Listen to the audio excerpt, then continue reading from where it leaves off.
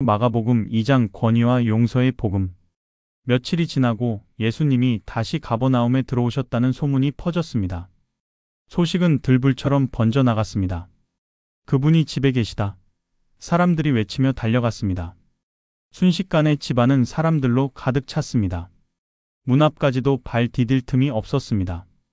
병자들, 호기심 많은 이들, 진심으로 예수님의 말씀을 듣고 싶은 이들이 뒤섞여 있었습니다. 예수님은 그들에게 말씀을 전하고 계셨습니다. 그때였습니다. 멀리서 네 사람이 한 사람을 들것에 메고 오고 있었습니다. 들것에 누운 사람은 중풍병자였습니다. 그는 몇 년째 침상에 누워 지내며 손가락 하나 움직일 수 없었습니다. 그의 네 친구들은 예수님께 대한 소문을 듣고 마지막 희망을 품고 그를 데려왔습니다. 그러나 집 앞에 도착했을 때 그들은 좌절했습니다. 사람들이 너무 많아 문 앞에조차 접근할 수 없었습니다. 어떻게 하지? 한 친구가 한숨을 쉬었습니다. 이렇게 멀리까지 왔는데 그냥 돌아갈 수는 없어. 또 다른 친구가 말했습니다. 들것에 누운 중풍병자는 친구들의 얼굴을 바라보았습니다. 그의 눈에는 간절함이 가득했습니다. 미안해. 너희를 힘들게만 해서. 그때 한 친구가 지붕을 올려다보았습니다. 저기다. 그가 외쳤습니다. 지붕으로 올라가자. 네 친구는 들것을 메고 계단을 올라 지붕으로 갔습니다. 당시 팔레스타인의 집들은 평평한 지붕을 가지고 있었고 지붕은 나무와 진흙으로 만들어졌습니다. 그들은 예수님이 계신 곳 위의 지붕을 뜯기 시작했습니다. 집 안에서는 흙먼지가 떨어지기 시작했습니다. 사람들이 위를 올려다보았습니다. 저게 무슨 소리야? 지붕이 뚫리고 있어. 드디어 구멍이 뚫렸습니다. 내 친구는 밧줄로 중풍병자가 누운 들것을 조심스럽게 내렸습니다. 들것이 천천히 내려오고 마침내 예수님 앞에 놓였습니다.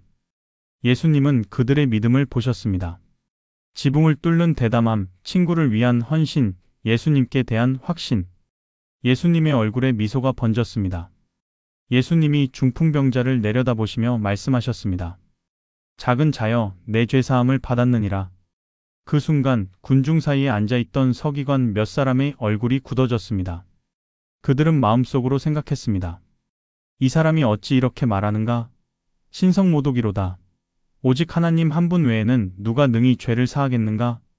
예수님은 즉시 그들이 속으로 이렇게 생각하는 줄을 마음에 아시고 말씀하셨습니다. 어찌하여 이것을 마음에 생각하느냐? 중풍병자에게 내 죄사함을 받았느니라 하는 말과 일어나 내 들것을 가지고 걸어가라 하는 말 중 어느 것이 쉽겠느냐? 집안은 숙연해졌습니다. 예수님의 눈빛이 서기관들을 향했습니다. 그러나 인자가 땅에서 죄를 사하는 권세가 있는 줄을 너희로 알게 하려 하노라. 예수님이 중풍병자를 향해 말씀하셨습니다. 내가 내게 이르노니 일어나 내 들것을 가지고 집으로 가라. 그 순간 기적이 일어났습니다. 오랫동안 움직일 수 없었던 그 사람이 일어났습니다. 그의 다리에 힘이 들어갔습니다. 그는 들것을 들어 올렸습니다. 손가락이 움직였고 팔에 힘이 생겼습니다. 그는 들것을 메고 모든 사람 앞에서 나갔습니다. 사람들은 길을 열어주었습니다. 모두가 놀라 하나님께 영광을 돌리며 말했습니다. 우리가 이런 일은 도무지 보지 못하였다. 지붕 위에서 내려다보던 내 친구는 기쁨의 눈물을 흘렸습니다. 그들의 믿음이 친구를 살렸던 것입니다. 며칠 후 예수님이 다시 바닷가로 나가셨습니다. 많은 무리가 그에게로 왔고 예수님은 그들을 가르치셨습니다. 바닷바람이 부드럽게 불었고 물결이 햇빛에 반짝이었습니다.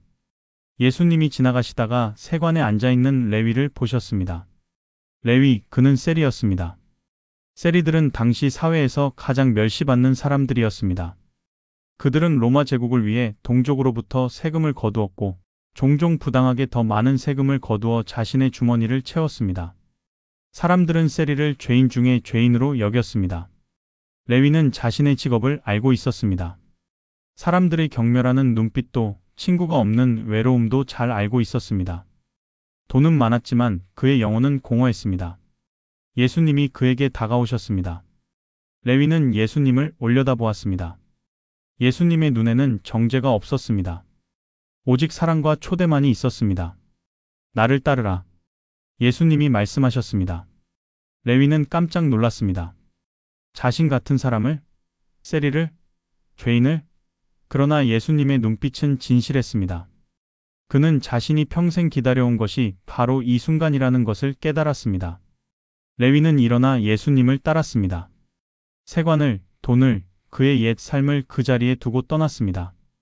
레위는 너무 기뻐서 예수님을 위해 큰 잔치를 베풀었습니다. 그의 집에서 많은 세리와 죄인들이 예수님 및 그의 제자들과 함께 앉아 음식을 먹었습니다.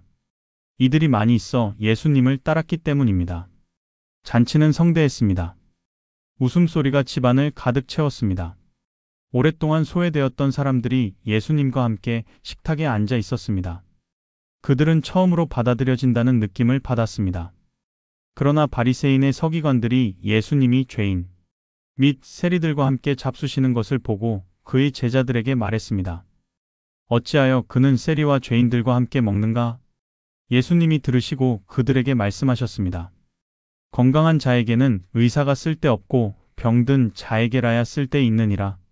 나는 의인을 부르러 온 것이 아니요 죄인을 부르러 왔노라. 서기관들은 할 말을 잃었습니다. 예수님의 말씀은 그들의 편견을 정면으로 무너뜨렸습니다. 또 다른 날 요한의 제자들과 바리새인들이 금식하고 있었습니다. 그들이 예수님께 와서 물었습니다. 요한의 제자들과 바리새인의 제자들은 금식하는데 어찌하여 당신의 제자들은 금식하지 아니하나이까? 예수님이 그들에게 말씀하셨습니다. 혼인집 손님들이 신랑과 함께 있을 때에 금식할 수 있느냐? 신랑과 함께 있을 동안에는 금식할 수 없느니라. 그러나 신랑을 빼앗길 날이 이르리니 그날에는 금식할 것이니라. 예수님은 계속 말씀하셨습니다. 생배 조각을 낡은 옷에 붙이는 자가 없나니 만일 그렇게 하면 기운 새 것이 낡은 것을 당기어 헤어짐이 더하게 되느니라. 새 포도주를 낡은 가죽 부대에 넣는 자가 없나니 만일 그렇게 하면 새 포도주가 부대를 터뜨려 포도주와 부대를 버리게 되리라. 오직 새 포도주는 새 부대에 넣느니라. 예수님은 새로운 것을 가져오신 것입니다. 옛 종교의 형식과 규칙이 아니라 하나님의 나라의 새로운 현실을 가져오신 것입니다. 안식일에 예수님이 밀밭 사이로 지나가실새 그의 제자들이 길을 가면서 이삭을 자르기 시작했습니다. 그들은 배가 고팠고 율법은 가난한 사람이 밭에서 이삭을 줍는 것을 허락했습니다. 바리새인들이 예수님께 말했습니다. 보시오, 저들이 어찌하여 안식일에 하지 못할 일을 하나이까? 그들의 목소리에는 비난이 가득했습니다. 안식일에는 어떤 일도 해서는 안 된다는 것이 그들의 해석이었습니다. 예수님이 그들에게 말씀하셨습니다. 다윗이 자기와 그와 함께 한 자들이 궁핍하여 시장할 때에 한 일을 읽지 못하였느냐? 그가 아비아달 대제사장 때에 하나님의 전에 들어가서 제사장 외에는 먹지 못하는 진설병을 먹고 함께 한 자들에게도 주지 아니하였느냐? 바리새인들은 침묵했습니다. 그들은 다윗의 이야기를 잘 알고 있었습니다. 예수님이 말씀을 이으셨습니다. 안식일은 사람을 위하여 있는 것이요 사람이 안식일을 위하여 있는 것이 아니니 이러므로 인자는 안식일에도 주인이니라. 이 말씀은 혁명적이었습니다. 안식일의 주인은 규칙이 아니라 사람을 사랑하시는 하나님이시며 그 하나님의 아들이신 예수님이라는 선언이었습니다. 예수님이 다시 회당에 들어가셨습니다. 거기 한쪽 손 마른 사람이 있었습니다. 그의 손은 오래전부터 움직이지 않았습니다. 그는 일을 할 수 없었고 가족을 부양할 수 없었습니다. 사람들이 예수님을 주시하고 있었습니다. 특히 바리새인들은 예수님이 안식일에 그를 고치시는지 보려고 기다리고 있었습니다. 그들은 예수님을 고발할 기회를 노리고 있었습니다. 예수님이 손 마른 사람에게 말씀하셨습니다. 한가운데 일어서라. 그 사람이 일어났습니다. 모든 눈이 그에게 집중되었습니다. 예수님이 사람들에게 물으셨습니다. 안식일에 선을 행하는 것과 악을 행하는 것, 생명을 구하는 것과 죽이는 것, 어느 것이 옳으냐?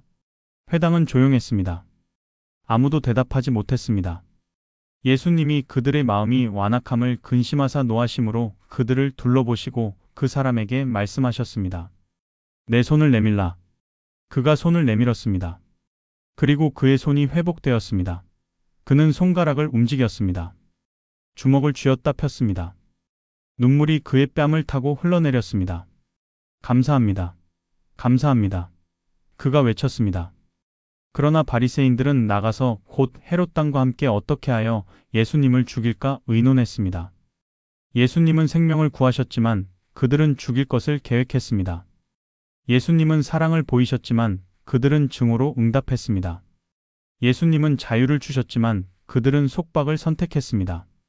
그날 저녁 제자들이 예수님 주위에 모였습니다. 그들은 두려웠습니다.